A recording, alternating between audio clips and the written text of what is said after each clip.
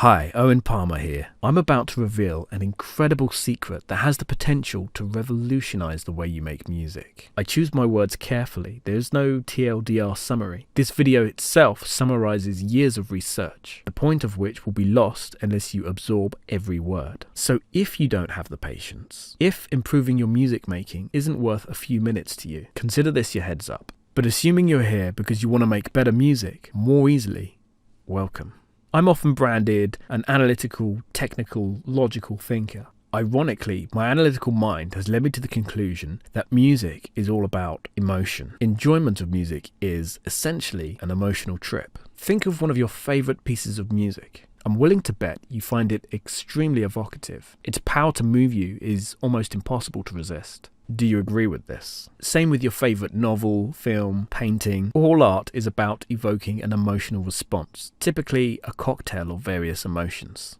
This is why action movies have love scenes. It's why stand-up comedians use moments of deep sincerity between punchlines. It's the emotional trip. From this view, creating music's about conjuring emotions, because music isn't about just being heard. It's about this emotional trip being experienced. But the most interesting thing is how creating music can be very emotionally challenging. I say can be because sometimes it comes easily. And this is crucial to note because ideally, you get off to a good start, everything flows, you have lots of fun, the music's really good, it's super rewarding, you feel fantastic about yourself. There's a great response from listeners, which is also highly rewarding. You feel even better about yourself. Then sometimes you can get into a positive cycle, confident off the back of the previous success. You have another great start on the follow-up. Everything's flowing again. You're having incredible fun. The music's really good. There's a great response again. The positive cycle continues. You experience serious dopamine hits throughout. You're feeling like you can walk on water. In all likelihood, this idealistic scenario is very short-lived, or it's rare that it ever happens, or you might never have experienced it at all, which is a shame, but by no means a lost cause. And whenever we're not in the ideal cycle of positivity, we can all face self-doubt, demotivation, basically a cocktail of unhelpful emotions. That's a healthy, normal, natural part of being human. Those unhelpful emotions make it hard to keep going. At best, they slow you down. At worst, they're paralyzing. Consider the following scenario. Imagine you discover you have to wake up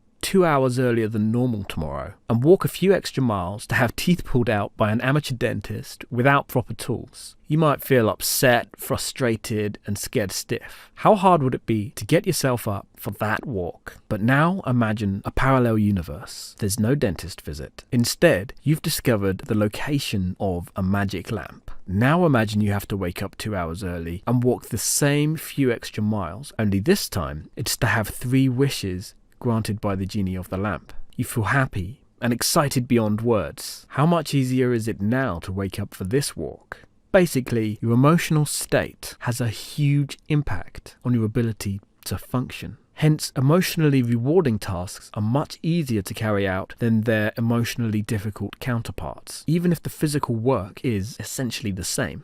Personally, I've had great opportunities in the music business. I've crossed paths with more artists than I can count, many of whom I've worked with in the studio. Some have been rank amateur beginners, others highly regarded on the world stage. Here's one observation. Most artists are totally at the mercy of their emotional state. In fact, more generally, at one end of the scale, you'll find those that feel they're totally helpless victims of their emotions. And at the other extreme end of the scale, you'll find those rare types who feel as if they have full control over their emotional states. I disagree with both extremes. This is a tricky subject for some people to explore. By its nature, it's highly emotionally charged. People, especially at the extreme ends of the scale, tend to cling on to their deeply held beliefs about emotional states. Some even raging at the mere suggestion. Grr!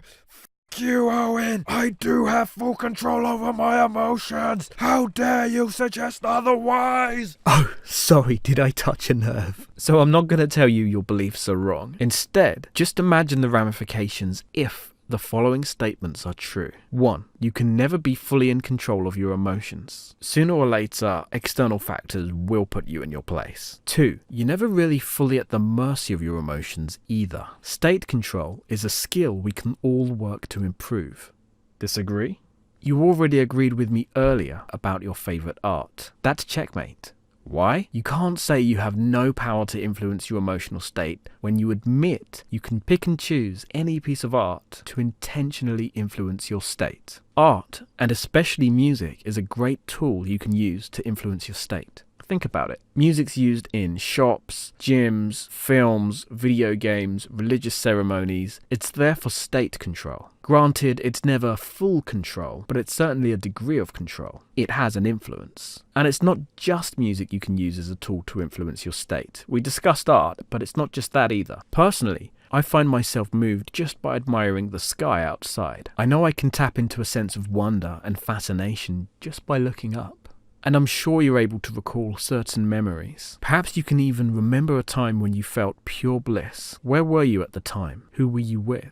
If you were to reconstruct that scene in your imagination, seeing what you saw, hearing what you heard, feeling what you felt, smells, tastes, everything, well, you'd know you have serious potential to influence your own state. I've found you can work on your ability to influence your emotional state and learn how to build the ideal state for creating your music. I've worked with artists who started off with no conscious awareness of their state whatsoever, but I'm yet to meet one that I haven't been able to train to better influence their state. Fair enough, the results are never totally flawless. Nobody's 100% immune to being influenced by life and the world around us. However, state control is key to improving your musical output. So try this. Think back through the best times you've had with music making. Times you were off to a good start, everything flowing, having immense fun. Consider what words you might use to describe your ideal state. For example, my answer would look something like energetic, flowing, positive, carefree, immersive, daring, playful, determined. Then think specifically about the times you came as close as possible to your ideal emotional state. What factors likely influenced your state? It's important to think of as many as possible. I repeat,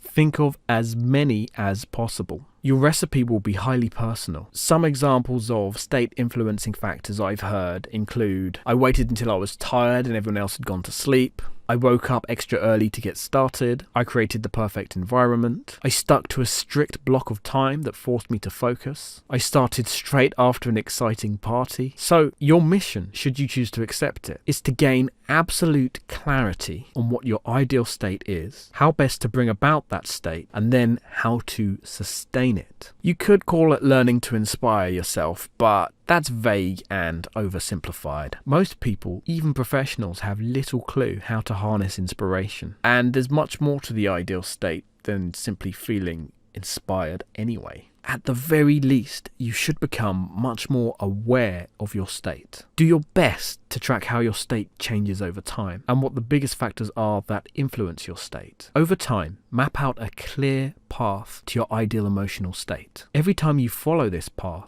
ask yourself what worked and what else can you do to improve it. It'll never be perfect, but it doesn't have to be perfect. Following this plan, even just a little bit, will put you light years ahead of those stumbling around haphazardly in the dark. Benjamin Franklin said, "By failing to prepare, you are preparing to fail." If you can't even prepare your state, you might get lucky from time to time, but ultimately you won't enjoy consistent success making music. The better you learn the recipe for your ideal state, the better you can prepare to manage it. And I've left plenty of clues throughout this video to give you a massive head start. I'll end here for now. There's plenty more to discuss, and I'm happy to continue making videos like this one if there's a demand for it. The best thing you can do to facilitate more videos like this is to like and share. Because if you don't take steps to interact, then the algorithm will assume people aren't that interested, and the video will effectively be demoted and vanish into obscurity. Also, if you want to influence the direction of future videos, you can leave a comment down below. At least for the time being, I'm reading every single comment. I'll see you soon.